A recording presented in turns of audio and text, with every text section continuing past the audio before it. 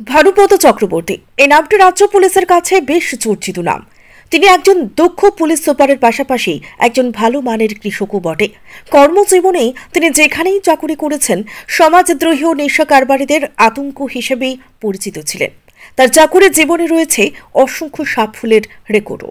সদ্য তিনি রাষ্ট্রপতি পুরস্কারে ভূষিত হয়েছেন। এছাড়া উত্তর ত্রিপুরা জেলায় ধাপে ধাপে 8 বছর যাবৎ মহকুমা পুলিশ আধিকারিক থেকে শুরু করে দুবার পুলিশ সুপারের দায়িত্ব পালন করছেন। এছাড়াও রাজ্যের অন্যান্য প্রান্তে আপসহীনভাবে কর্তব্য পালন করেছেন। তিনি একজন দক্ষ পুলিশ সুপারের পাশাপাশি একজন ভালো মানের কৃষকও। তিনি যেখানেই বদলি হয়ে গেছেন সেখানে সরকারি বাসভবনে শাকসবজি ফলমূল থেকে শুরু করে বাহারি ফুলের চাষ করেছেন। সম্প্রতি তিনি উত্তর ত্রিপুরা জেলা পুলিশ সুপারের দায়িত্বে রয়েছেন।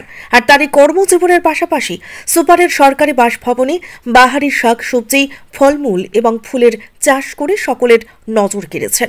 তার এই সরকারি বাসভবনে সবজির মধ্যে রয়েছে মিষ্টি কুমড়ো, পানিলাউ, গাজর, ফুলকপি, বাঁধাকপি, ওলকপি, উচ্ছে, বিভিন্ন জাতের বেগুন, লঙ্কা, মটরশুঁটি, সিম, শসা, ঢেঁড়স ইত্যাদি। ফলমূলের মধ্যে রয়েছে কমলা, ভুট্টা, আম, কাঁঠাল, আনারস, লিচু, তরমুজ ইত্যাদি। এবং ফুলের মধ্যে রয়েছে বাহারি রঙের মেলা। কি নেই তার সরকারি বাসভবনে? এমনকি কিছুদিন পূর্বে ওনার চাষ করা ফুল উত্তর ত্রিপুরা ভিত্তিক ফুল প্রদর্শনীতে প্রথম এবং তৃতীয় স্থান অর্জন করেছে। পাশাপাশি শরীরচর্চার জন্য রয়েছে ব্যাডমিন্টন এবং সুইমিং পুলও। এক সাক্ষাৎকারে পুলিশ সুপার জানান, ত্রিপুরা রাজ্যের জলবায়ুতে সব ধরনের সবজি এবং ফসল চাষ হয়। শুধু ইচ্ছে, পরিশ্রম এবং মানসিকতা প্রয়োজন। তিনি প্রতিদিন 5:30টায় ঘুম থেকে উঠে শরীরচর্চা করে ক্ষেতের মধ্যে কাজ করেন। কোনো কোনো সময় নিজের ডিউটি শেষে রাতের বেলাও খেতে কাজ করেন। যদি সবজি, ফলমূল ও ফুলকে যত্ন নেওয়া যায় ও ভালোবাসা যায় তাহলে চাষ করা কোনো ব্যাপারই নয়। তিনি বলেন, তার সবজি বা ফুলের জন্য কখনোই বাজারে যেতে হয় না। 12 মাস নিজের উৎপাদিত ফসল খেয়ে থাকেন তিনি। তাই সকলের জন্য একটি বার্তা দিয়েছেন, যেহেতু এখানে জলবায়ু ফসলের জন্য অনুকূল, তাই সকলে যদি একটু পরিশ্রম করেন তাহলে যে কোনো ফসল ফলানো সম্ভব। আর তাতে শরীর এবং মন দুটোই ভালো থাকবে। পাশাপাশি যুব সমাজ যদি এই ধরনের কাজকর্ম করে তাহলে তাদের মানসিকতা সুন্দর থাকবে।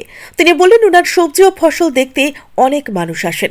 কৃষি দপ্তরের আধিকারিকরাও এসেছেন। তার সরকারি বাসভবনে তিনি 1 ইঞ্চি জায়গাও খালি রাখেননি।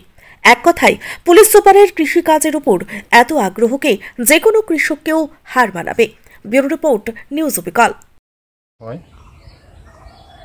আর ত্রিপুরার যে পরিবেশ, জলবায়ুতে এমন কোনো সবজি এবং ফসল নেই যেখানে হয় না, সবই হয়। জাস্ট একটু ইচ্ছা থাকতে হয়, একটু পরিশ্রম করার একটা মানসিকতা থাকতে হয়। আমি যেটা করি, সকালবেলা ঘুম থেকে উঠে এক্সারসাইজ করি। এক্সারসাইজের সময় যে ক্ষেতের মধ্যে কাজ করি, রাত্রেবেলাও কোনো কোনো সময় অফিস থেকে আসার পর এগুলিকে যত্ন নিতে হয়।